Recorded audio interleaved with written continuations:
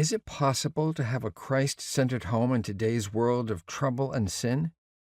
If you are a Christian, you're concerned about this problem.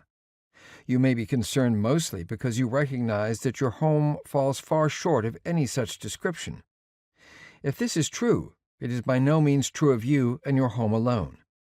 You are in the company of many other Christians who, in their frank moments, will tell you that they too are facing the same difficulty. Let's not fool ourselves. For the most part, Christian homes come pitifully short of the biblical norms, and we are all aware of it. Well then, perhaps we should begin by asking the question, what does a truly Christian home look like?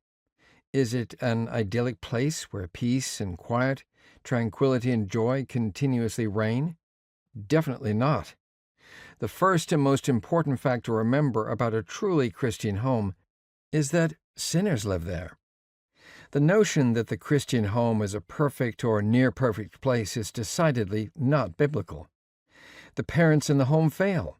Often they fail miserably. They fail one another. They fail their children. And they certainly fail God.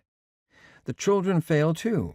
They bring home report cards with D's and F's, throw tantrums in the shopping mall, and try to eat peas off their knives when the preacher has been invited to dinner. Husbands and wives quarrel, get irritated with one another, and sometimes have serious misunderstandings. Of course, there are accomplishments too, but the point that I want to make is that conditions frequently are far from ideal. That is the realistic picture of a truly Christian home. Perhaps you are wondering how such a description differs from that of the house next door, in which there is no one who makes a profession of faith in Christ. You may be wondering, why did he describe a truly Christian home in those terms? The answer is simple. This is exactly what the Bible throughout gives us reason to expect among saved but yet imperfect persons. In fact, the whole book deals from beginning to end with how Christ saves men from their sins. Salvation is complete. It involves justification, sanctification, and glorification. By grace, through faith, God justifies believers in an instantaneous act. That is to say, Christ died for his people in order that the penalty for their sins might be paid, and his righteousness might be counted to them. They are declared just before God when they believe.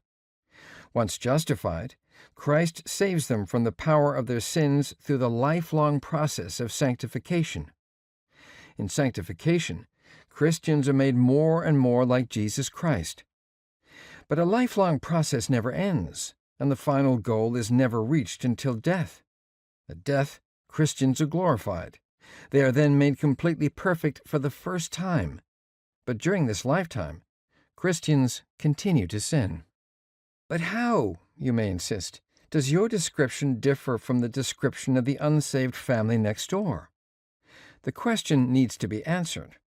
In the answer lies the message of this book.